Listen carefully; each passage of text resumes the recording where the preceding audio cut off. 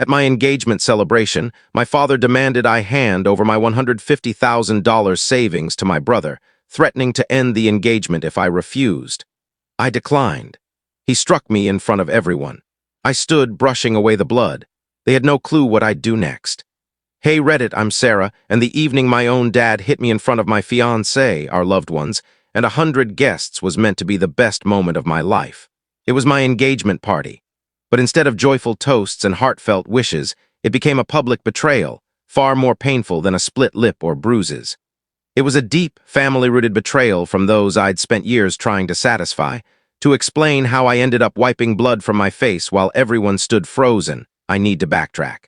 I'm 29, a financial consultant in Boulder, Colorado. I've always been cautious with money, having learned early what it's like to lack it. My parents, Tom and Ellen, weren't destitute when I was young, but they were careless, especially Dad. If there was a chance to squander cash on bets, drinks, or risky ventures, he'd take it. Mom, she was the perfect enabler, always covering his messes with a smile, acting like all was well. Meanwhile, I became the problem solver, the silent one, the high achiever by 16. I juggled 2 part-time jobs to keep fuel in the car for school commutes. At 18, I passed up scholarships to stay local, helping my family while studying finance. By 23, I'd saved nearly $80,000 through side gigs, wise investments, and freelance work. I kept my savings a secret from my family. I knew if they got a hint of it, they'd drain me dry. By 28, I'd doubled it to $150,000. That money was precious. Not just digits in a bank, but every late night, every missed opportunity, every dream I couldn't pursue. It was mine, meant for the future I was building with someone who truly cared. His name is Ethan. Ethan restored my faith in family. He's compassionate, reliable, and steady, from a family that nurtures without manipulation or guilt. At first, I doubted him, too perfect to be real. But gradually, I opened up. When he proposed, I tearfully said yes, not just for love, but because I felt my life could finally escape chaos. Our engagement party was meant to celebrate that hope. We booked a stunning venue near the Flatirons. Ethan's parents came from Washington. My colleagues showed up in their finest. My friend Mia crafted a 3-tiered cake. Everything seemed flawless until my family arrived. Dad was already tipsy when he walked in. Mom fidgeted with her scarf, ignoring his state. My younger brother, Jake, the favored child who always dodged consequences, strolled in last, sporting a new designer coat and a cocky smirk. I should have sensed trouble brewing. Mid-evening, as Ethan chatted with his aunt and I greeted guests, I saw Jake and Dad whispering in a corner. My heart sank. Soon after, I was summoned to the rooms center. Dad tapped his glass, calling for silence. "Friends and family," he announced, voice slightly slurred. "Before we toast Sarah and Ethan, I have a family matter to address." Ethan squeezed my hand, sensing danger. Dad grinned at me. "Sarah, you've done well, we're proud. With your thriving career and savings, it's only right you support your brother." My pulse stopped. "What?" I asked, forcing a smile, praying it was a tasteless joke. "Jake's had tough times," Dad went on, ignoring me.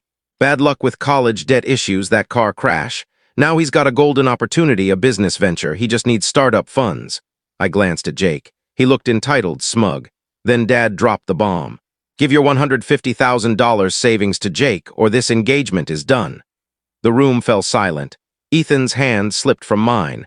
I blinked, unsure I'd heard correctly. "Dad," I said carefully, "how do you even know about that money?" Mom finally met my gaze, her face pale. "You left your computer on last Thanksgiving," she murmured. "Of course. They must have seen my account details. Files labeled Dream House, Safety Net, Future Plans." Dad stepped closer. "You don't need all that cash. You're marrying into money. Ethan's family will pay for the wedding. You've always had a home. But Jake, he needs a break." "No," I said firmly, loudly. "I earned every penny. Jake's never held a steady job. He racks up DUIs like others collect rewards points. And you want me to hand over everything I've built because he needs a break?" Dad's face darkened. "He's your brother. That's no justification." Then came the strike, swift, brutal, across my face. I didn't anticipate it. Gasps filled the air. My ears buzzed. I staggered, clutching my cheek, tasting blood. Ethan rushed to me. Someone gasped loudly. And Mom? She stood motionless. I wiped the blood with my hand, stood tall, and locked eyes with my father. The man who'd spent my life diminishing me, exploiting me, convincing me I owed them something I never did. I said nothing. Words weren't needed. This was about choosing myself. I turned to Ethan, who looked ready to retaliate but held back. "Let's leave," I whispered. He nodded. We walked out past shocked guests, past Jake's stunned expression, past Mom's silence. I didn't glance back. But what followed they never expected. The drive home was quiet. Ethan held my hand, but we didn't speak. My face ached, my lip was cut, and my heart felt shattered into countless jagged pieces. I didn't cry not from lack of pain, but because I'd shed enough tears for them. At my apartment, Ethan sat me on the couch and gently cleaned my lip with a warm cloth. His touch was gentle, calm. Then he knelt before me. "You never have to face them again, Sarah," he said softly. "Not if you don't want to." For the first time, I believed that was possible. But the next day, my phone erupted with notifications, missed calls, texts, voicemails from Mom, Jake, even distant relatives. The messages were a mess of excuses and accusations. "Your dad was drunk, he didn't mean it. You humiliated us by storming out.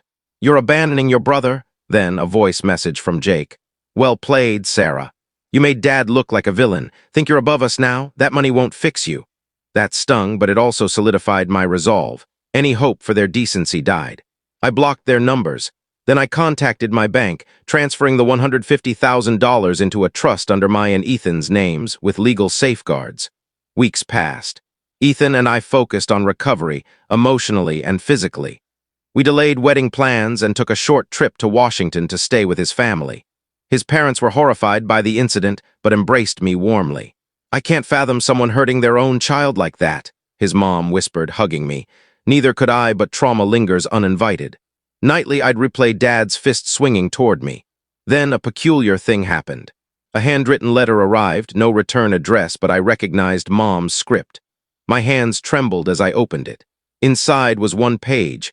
"Sarah, I don't know how to begin. I didn't stop him. I didn't speak. I saw him hit you and I stood still. I'm so ashamed. Jake's in deeper trouble than we shared. He owes dangerous people. Your dad thought if we got him money, he'd be safe. That's no excuse. I don't expect forgiveness. I just want you to know I think of you daily. Mom." I sat on the porch, letter in hand, until dusk. Ethan joined me. "You okay?" "I don't know," I murmured. We talked late into the night about family, boundaries, what love should and shouldn't be. Then I decided I wouldn't return to them, but I wouldn't live in fear either. So I did something daring. I wrote back one page. "Dear Mom, you didn't stop him, you didn't speak, but now you have. I don't know what lies ahead for us, but I hope it holds truth. Tell Jake I wish him well. I'm done rescuing others. I'm protecting myself now. Sarah." I mailed it, no expectations, but something bigger was already unfolding. Remember the engagement party where Dad struck me before 100 witnesses? 2 guests, Ethan's law school buddy and a colleague from my company, filmed it all. They didn't stay silent. Within days, the video reached HR at Dad's old consulting firm where he still worked occasionally. Then it spread online. Local Boulder News shared it with headlines like "Father Strikes Daughter at Engagement Party Over Money Conflict." The internet erupted. People questioned why no one intervened, why Mom didn't act, why I was pressured to surrender my savings while Jake, the troublemaker, faced no accountability. I stayed quiet, avoiding comments or posts. But the fallout spread. Dad's consulting gigs were terminated.